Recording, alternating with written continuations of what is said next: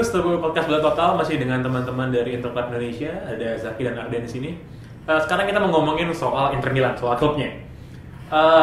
Kalau di Indonesia ini udah heboh dalam beberapa pekan terakhir soal prospek kepemilikan Inter dibeli oleh pengusaha Indonesia Erick Thohir. So dari perspektif fans Inter, teman-teman sendiri kira-kira melihat itu seberapa mungkin dan sebenarnya apa sih yang akan terjadi di Inter, kenapa bisa sampai ada berita seperti ini? Kalau ngelihat isu sih kayaknya kemungkinan besar Pak Erick Thohir akan berperan di Inter, tapi kita belum tahu berperannya sebesar apa. Kalau dari kita sih, kita apresiatif, kita senang ada dari Indonesia punya peran di Inter karena basis kita juga di Indonesia, tapi kita sih berharap nggak terlalu besar perannya karena Inter udah identik dengan jasa-jasa dari Presiden Moratti dan tentu kita berharap banyak. Semoga dengan masuknya Pak Thohir ini memberikan kontribusi yang lebih bagus yang membuat Inter juga lebih berkualitas ke depannya. Dan mungkin sebuah hal yang wajar untuk hampir semua klub masalah keuangan, dan ini juga yang terjadi di Inter, bahwa Inter memang kalau dibilang kesulitan tidak, tapi membutuhkan. Misalnya kita ingin punya stadion baru, kemudian kita juga ingin memperbagus dalam hal bisnis Inter karena basis fansnya juga cukup banyak di seluruh dunia. Mungkin lebih ke sana, dan Pak Thohir mungkin punya kualitas dalam hal itu. Kita tunggu aja, semoga memang memberikan kontribusi yang bagus buat Inter. Berarti apakah memang Inter berada dalam posisi harus dibeli oleh pihak lain, atau ada pihak-pihak lain yang juga menginginkan untuk membeli Inter selain Erick Thohir? Kalau yang saya dengar sih, media memang kemarin terakhir dengan pihak lain ada ya, cuma mungkin saya nggak tahu mereka perkembangannya buntu, akhirnya ada wacana Inter dijual, kemudian mungkin Pak Erick Thohir tahu ya akhirnya ya udah selama negosiasi berjalan dari bulan Juni ya kalau nggak salah sampai sekarang ya ternyata Moratti melihat ada keseriusan dari Erick Thohir, karena saya juga lihat selama di media Moratti selalu benar-benar membantah bahwa tidak ada terjadi negosiasi, Inter bakal tidak akan dijual. Tapi mungkin ada keseriusan dari Erick Thohir dan kesabaran dari beliau, sehingga mungkin ya dengan situasi Inter yang memang kenyataannya memang harus dijual, karena mungkin Moratti tahu dengan situasi Inter yang sekarang ya akhirnya luluh dan dengan keseriusannya Pak Erick Thohir. Tapi ya saya berharap sih sebagai anak bangsa ya saya cukup bangga karena Pak Erick adalah seorang Indonesia.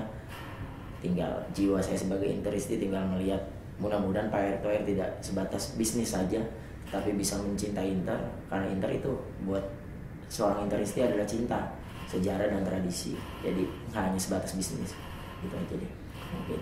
Terus kalau kita lihat juga Inter kalau lihat musim lalu tidak begitu bagus performanya gitu kan. Di awal musim lumayan kencang, terus tiba-tiba entah kenapa kendor. Gimana prospek Inter di musim mendatang ini, kira-kira target objektifnya apa yang bisa dicapai dan kekuatan timnya secara keseluruhan gimana? Kita optimis sih ngelihatnya. Kapanpun sebenarnya kita optimis, bahkan lagi ada di posisi terbawah dari sejarahnya pun kita tetap optimis bahwa Inter adalah Inter, kalah menang adalah Inter, dan kita menyukai Inter bukan karena menangnya aja gitu.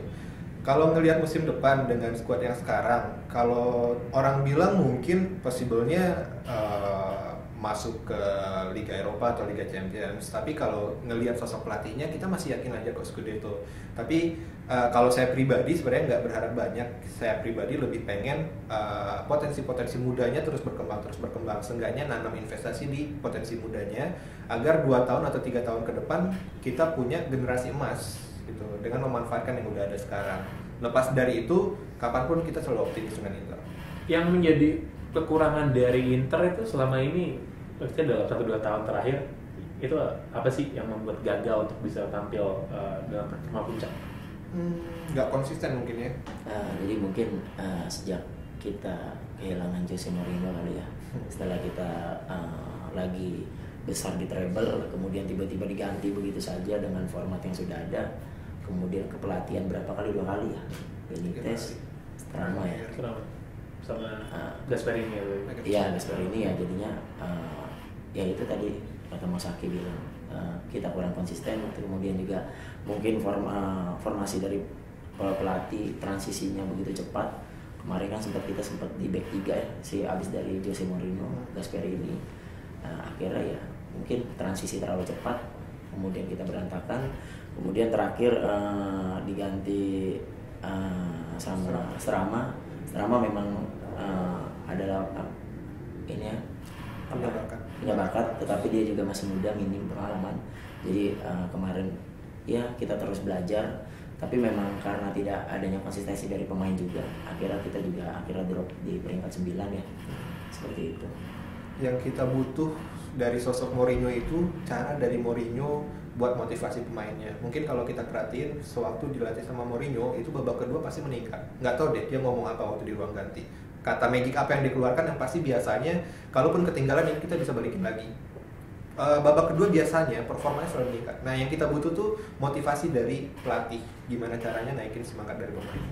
Kalau dari tadi lo ngomongin soal faktor pelatih, kalau soal pemain sendiri gimana? Soal kualitasnya, apakah memang Inter kekurangan kualitas pemain di beberapa tim tertentu atau ada pemain lain yang mengharapkan untuk bisa bergabung dengan Inter musim depan?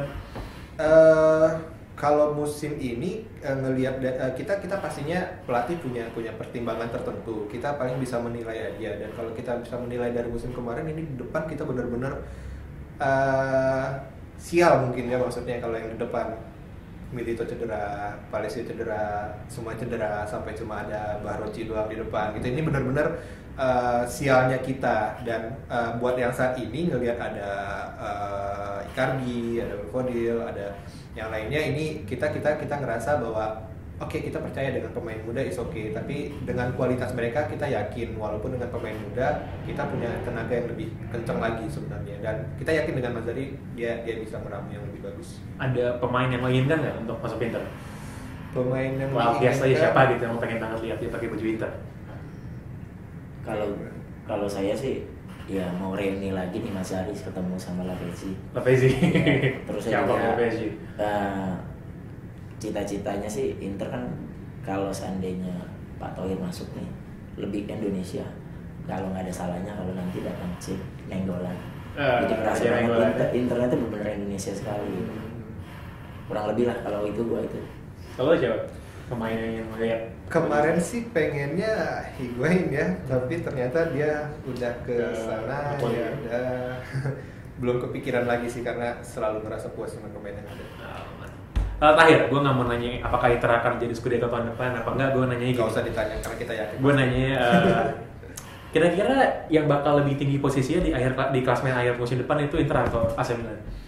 Inter yang lebih tinggi. Inter. Dari sejarahnya juga biasanya Inter ya. Kalau paling tinggi kita yakin Inter, tapi kalau paling bawah kita nggak yakin ya kalau misalnya ditanya yang paling bawah, karena berdasar sejarah juga kita nggak pernah di Serie B gitu kan, kita selalu di Serie A, artinya kita selalu di atas gitu.